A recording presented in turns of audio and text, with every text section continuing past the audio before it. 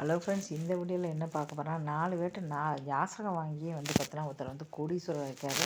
அவரை பற்றி தான் அங்கே போகிறோம். மத்திய பிரதேசத்தில் வந்து பார்த்தீங்கன்னா ஒரு யாசகர் வந்து பார்த்தீங்கன்னா எல்லாருக்கிட்டையும் வந்து கை நீட்டி காசு வாங்கி வந்து ரோட்டில் உட்காந்து வாங்குறவர் தான். அவர் வந்து பார்த்திங்கன்னா 3 காங்கிரீட் வீடு வச்சுருக்காராம், 3 ஆட்டோ, அதுபோக 3 அப்புறம் மாருதி சுசுகி காரு அப்படின்னு சொல்லி கோடிக்கணக்கில் வந்து பணம் சேர்த்துருக்காரு. எல்லாமே வாடகைக்கு விட்ருக்காரு. 3 ஆட்டோவும் வாடகைக்கு விட்ருக்காரு. ஒரு வீட்டில் இருந்துட்டு 2 வீடை வந்து வாடகைக்கு விட்ருக்காரு. அதுபோக அவர் வந்து காரையும் வாடகை விட்டு இப்படி வாடகையே அவருக்கு வந்து மாதம் வந்து லட்சக்கணக்கில் பணம் வருதான். அது போக உள்ள வந்து பார்த்திங்கன்னா அவர் வந்து பார்த்திங்கன்னா வட்டிக்கு வந்து பார்த்திங்கன்னா நிறைய பேருக்கு பணமும் வந்து கொடுத்துட்டாராம். அந்தளவுக்கு பணமும் வந்து எக்கச்சக்கம். இதெல்லாம் அஞ்சு பார்த்தா இப்போ ஒரு நாளைக்கு வந்து பார்த்தீங்கன்னா 1000ரூவா 2000ரூவா வந்து அவருக்கு வந்து வந்துக்கிட்டு இருக்கான். இதனால் வந்து பார்த்திங்கன்னா ஏராளமானத்துக்கு அதுக்கப்புறம் கவர்மெண்ட்லேருந்து ஒரு இலவச வீடே வாங்கியிருக்காராம். இப்படி இது மூலமாக வந்து பார்த்திங்கன்னா பிச்சை வந்து 4 பேர்கிட்ட யாசகம் வாங்கியே வந்து பார்த்திங்கன்னா அவர் வந்து பார்த்திங்கன்னா இன்றைக்கி யாசகம் வாங்கிட்டு தான் இருக்காராம்.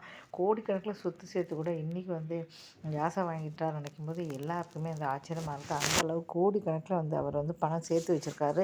சேர்த்து வச்ச பணத்தை எல்லாம் செலவழிக்காமல் வீடு, காரு, ஆட்டோ இப்படி வாங்கி அதுலேருந்து வாடகையே மாதம் வந்து லட்சக்கணக்கில் வந்து பார்த்திங்கன்னா சொகுசு வாழ்க்கை வந்து வாழ்ந்துக்கிட்டு இருக்காராம். இதை பார்த்து எல்லாருமே இந்த ஆச்சரியப்பட்டிருக்காங்க.